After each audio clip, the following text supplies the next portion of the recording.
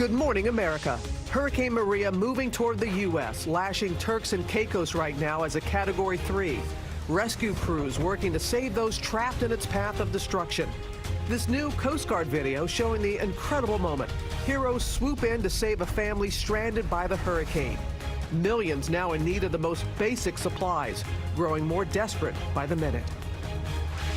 Also breaking overnight, Kim Jong-un and his fiery response, now threatening to test a hydrogen bomb over the Pacific Ocean. We will have no choice but to totally destroy North Korea. Retaliating over President Trump's UN speech and the new sanctions, calling Trump, quote, deranged. Now Secretary of State Rex Tillerson is right here, responding live on GMA. Facebook, the social media giant, admitting Russians bought thousands of ads, many of them praising Donald Trump or attacking Hillary Clinton, now turning them over to Congress. Is this proof Russia was meddling in the election? In blockbuster lawsuit, Tom Cruise called out after tragedy around his latest action movie. A plane crash killing 2 pilots. Did the producers push the crew too hard? Live in Times Square, this is GMA with Robin Roberts, George Stephanopoulos, and Michael Strahan. And we do say good morning, America. It's great to have David here with us on this Friday morning, and we are following multiple breaking stories. We do. We have new developments coming in just moments ago. President Trump responding to Kim Jong-un's threat that North Korea may test a hydrogen bomb over the Pacific Ocean. We will have the president's response, and we'll also speak exclusively with Secretary of State Rex Tillerson.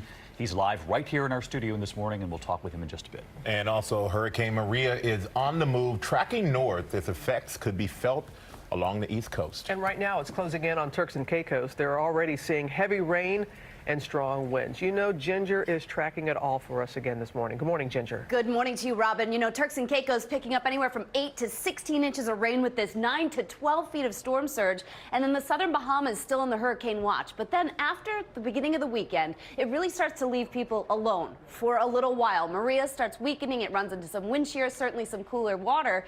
But watch that latest National Hurricane Center track. It ticks to the left a little. It has everybody from the Outer Banks to the north saying, what does that mean? Now, we're talking about a forecast that is a week or so out, so stay with me here. That Bermuda high that's been steering these storms so much so into the Caribbean and the United States will retreat a bit. That is a good thing, right? But then you watch these tracks, and there's a ridge that's building here, the leftovers of Jose, and all of that will impact by Sunday into Monday how close Maria gets to the United States. So we put on the rest of the tracks. We're hoping this jet stream helps to move it to the east, and that high that builds from the south up moves to the northeast. I'll have a lot more coming up and much more explanation in just a bit, guys. Yes, we like the part of the track that tracks eastward there. Let's hope this weekend. Anyway, Hurricane Maria leaving that devastation across Puerto Rico. President Trump says he'll visit in the coming days to see the damage firsthand.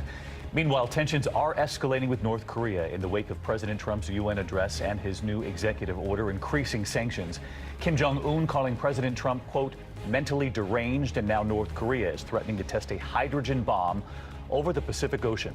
Our senior White House correspondent, Cecilia Vega, live in Washington with the latest for us. Good morning, Cecilia.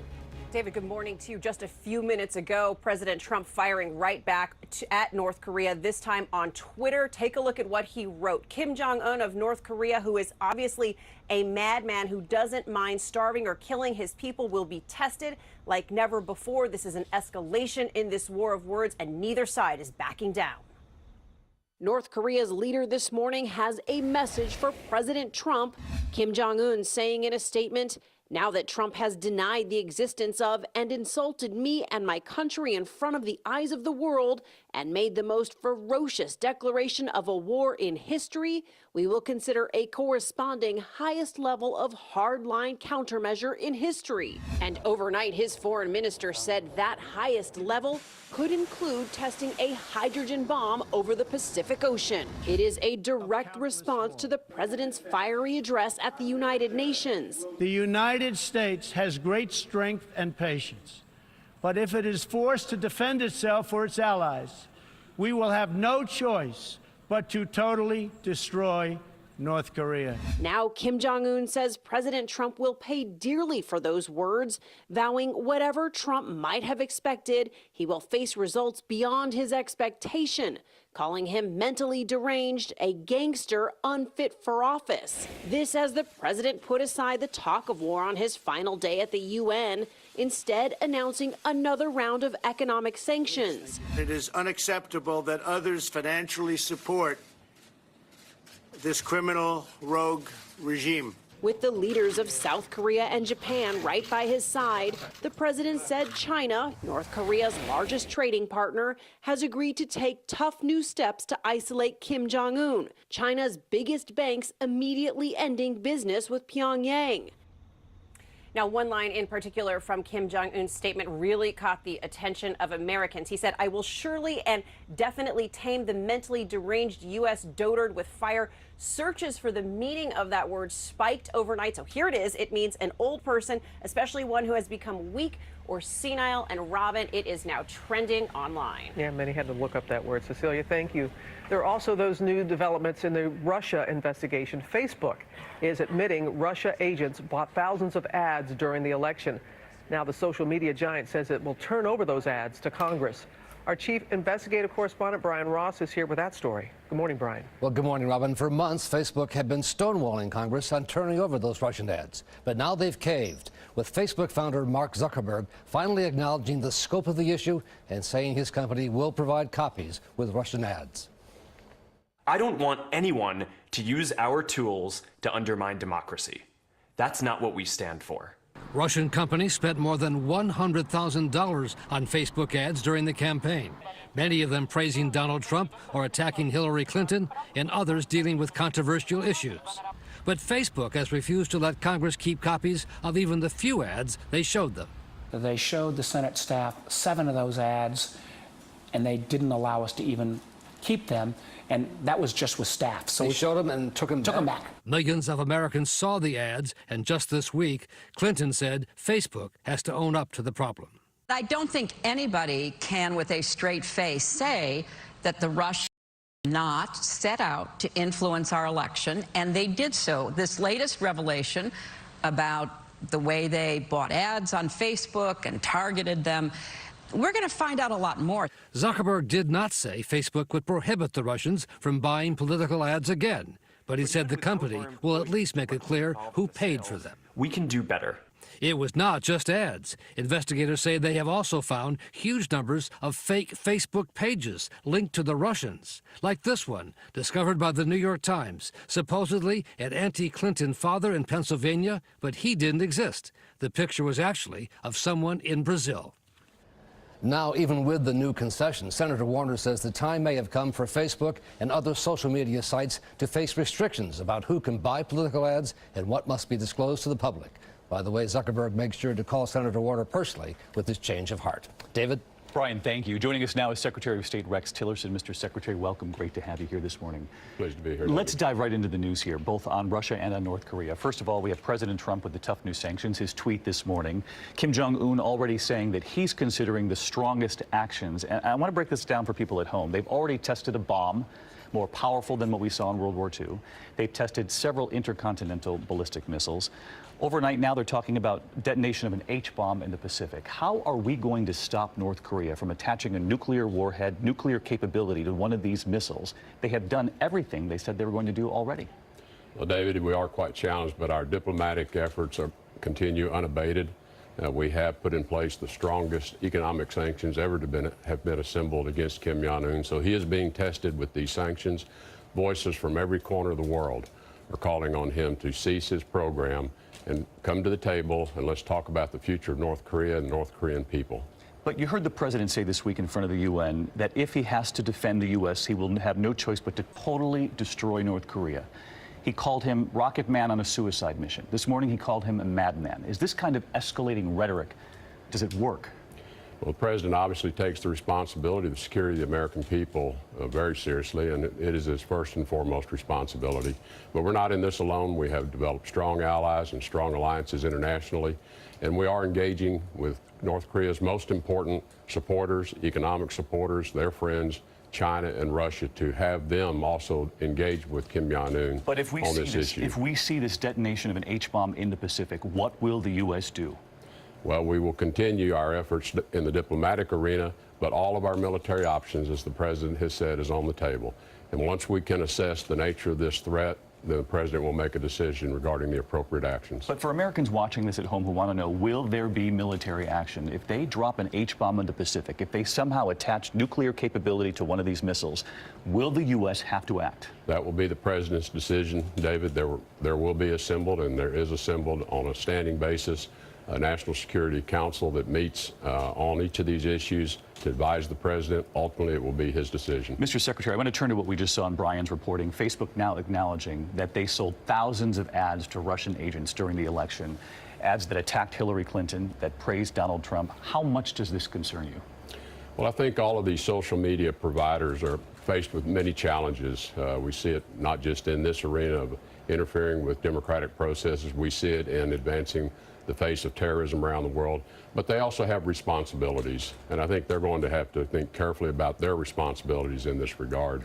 What's the responsibility, though, of Russia? How tough are you going to be on Vladimir Putin? We know that you know Mr. Putin from your time as CEO of Exxon. He said in recent days, we awarded Mr. Tillerson the Order of Friendship, but he seems to have fallen in the wrong company and to be steering in the other direction.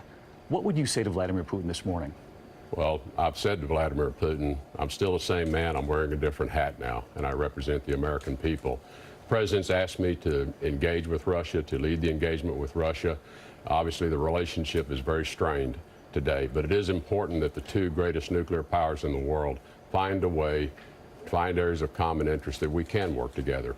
And we have found some areas of mutual interest. We've put in place a ceasefire in southern Syria that's been holding since early July, saving countless numbers of civilian lives. We're in the process and engaged in discussions around bringing peacekeepers into Ukraine to cease the violence in Ukraine. So I think we are trying to identify areas where we can work together, and we still have these very, very serious issues that you've touched on yet to be resolved. One political headline to ask you about this morning. There's a lot of chatter out there, you don't need me to tell you this, about Nikki Haley being a possible next Secretary of State. She's even been asked about this. What do you say about those headlines? I think we have a Secretary of State currently, and I think he's planning to hang around. Secretary of State Rex Tillerson, great to have you here this morning. Thank you, David. Thank you, Mr. Secretary. Michael? All right, thank you, David. And we're going to switch gears now to Hurricane Maria. Emergency crews are racing against time to save those in its path. And let's take a look at this video from the Coast Guard. It's showing rescuers swooping in and saving a mother and her two sons who were stranded by the hurricane. They were trapped on a capsized boat off the coast of Puerto Rico since Wednesday. And this is an incredible video, a great rescue, and I'm sure there are many more like that that weren't caught on camera, but it's great to see the Coast Guard out there saving lives. A moment like that, you're right about that, Michael. And that devastation from Hurricane Maria spreading across the Caribbean. Scenes like this show the unbelievable destruction in Dominica. The Prime Minister there says at least 15 people were killed. And Rob is still on the ground for us in Puerto Rico, getting a first-hand look at the damage right where the storm made landfall. And Rob, it's a desperate situation this morning, isn't it? Good morning, Robin. There are so many people without food or water or enough supplies, and there's so much destruction here that it's difficult to get the help to the people that need it. We managed to get to the point of landfall yesterday on the southeast coast of the island, and what we found was a town where people are just trying to survive, and they are scared for what might happen if help doesn't come soon. This morning, harrowing accounts of survival are emerging after Hurricane Maria's devastating blow to Puerto Rico. 155-mile-per-hour winds and 30 inches of rain wiping out the island's power grid, leaving 3.5 million people in darkness. Now that we're south of town, we're seeing some damage that actually looks almost like a tornado came through. Clearly, this is the path of the eye when it came through. We drive to Yabucoa in the southeastern part of the island where Maria made landfall. Millions of trees destroyed. It's just incredible. Just when you think you've reached the end of the eye's path, another entire valley of stripped trees. It's there where we meet Maria Ortiz, waiting in line for clean water that's been trucked in. She runs a nursing home nearby and is in dire need of help. I want the world to know there's a lot of old people here in Puerto Rico that they need help. You know, it's no, we can't let them die. We can't let them die. No, we need diesel for the generator. We need light. We need water. She takes us there, showing the devastation. Her 11 patients are frail, hot, and dehydrated. This generator powers the electricity in the home right now, but she's worried about what will happen when it runs out of fuel. Now I see when that generator runs out. What we're gonna do? What we're gonna do? And as Maria cares for the most vulnerable victims of this hurricane, we remember what happened to the most vulnerable at that nursing home in Florida after Hurricane Irma. Maria sends her daughter in Florida a message of love. Janixa, yo te amo. I love you, Janixa. I'm here. Estamos vivos. We're alive. I love you. And we know many of our viewers have loved ones down here that they're worried about and can't contact them. Just know that the phones are terrible. Just because you can't reach a loved one here doesn't mean that something horrible has happened. Just be patient with that. As for Maria's situation, we contacted the governor's office to tell them the details of where she is and what she needs, and they are promising to send help. We are going to follow up with Maria later on today. Robin? So glad you're there, Rob, and that he got in touch with authorities to try and get them the help they need. We'll stay on it. Absolutely. Yeah. Absolutely. And there's also a desperate search for survivors in Mexico after that massive earthquake. Powerful images like these showing rescuers forming a human chain to free victims trapped in the rubble. Dozens have been saved, but officials fear that time is running out. Matt Gutman, he's on the scene with the latest. Overnight, that bizarre twist. Rescuers learning that the girl an entire nation believed was calling out from the rubble of her school to rescuers apparently wasn't. She'd been called Frida, and the education minister here told us there were possibly others. And that they heard her voice. Yes, the rescue teams heard her voice. Todos, la totalidad de los niños. This chaotic press conference Thursday, officials announced that all children, dead or alive, have been accounted for. So how did the entire world come to believe that there were still children trapped in there? That was information that was coming from the different teams, so we were not certain about that. Now we're certain of the information that we are giving you. Soon after, as we set up for a shot, a piece of debris flying off the school's roof, landing with a thud. Watch it. Suddenly, commotion. The Marines forcefully evacuating the school. Making a final sweep of that pile was the LA County Fire Search and Rescue Team and its canines. And you got to go inside just now with the dogs. Can you tell us what you saw? A lot of damage and destruction, and we did our best to locate any type of survivors. And unfortunately, at this point, we're not getting any type of live scent. But the LA County's team of more than 60 pressed on to other locations overnight, and across this city, desperate search and rescue efforts are still underway. Well over 50 have been rescued since that 7.1 magnitude earthquake on Tuesday. The death toll now rising to over 270. Now, there is concern for those still trapped in the rubble. Hypothermia is a major concern right now. It's been in the high 50s here at night, but that LA Fire County official we spoke to said that they've pulled people out of rubble 7 to 10 days after an earthquake. So still a sliver of hope, guys. All right, thank you, Matt, and hopefully that's still the case with this that's coming up. And let's go back to Ginger. You know, Ginger, fall starts today, but we're already seeing snow. Yes, officially, Michael, at 4:02 p.m. Eastern Time, but this is what the last full day of summer looks like in Bend, Oregon. Mount Bachelor, so up in higher elevations, that looks like up to 2 feet to me, but the Sierra got some too. Let's get to the weekend getaways now, brought to you by Walgreens. Getting your flu shot at Walgreens is easier than ever. Just walk right in and pay $0 with most insurance. Plus, when you get a flu shot at Walgreens, you help provide a life-saving vaccine to a child in need through the UN Foundation. It's that easy to get your flu shot and make a difference. So swing by your local Walgreens today. Walgreens, at the corner of happy and healthy. Well, here on this first day of fall, it will feel like summer. We've got clouds out there, though, and those clouds are going to be sticking around, mostly cloudy. Temperature tops out in the upper 80s today. Clouds, yes, but we're not going to get any rain. And more sunshine for the weekend, lower humidity. It will be delightful, just very warm. The heat doesn't break until toward the end of next week and next weekend. We've got a little bit of rain that could come in next weekend, but this weekend, close to 90. Coming up, 2 pilots killed in a plane crash working on Tom Cruise's latest movie. Did the producers push the crew too hard? And we're hearing from the hero police officers who jumped in to save people trapped in this burning car. Back in a moment. For Queen Victoria, every day was the same. 12 o'clock, lunch with the Prime Minister. You really are terribly depressing. Yes.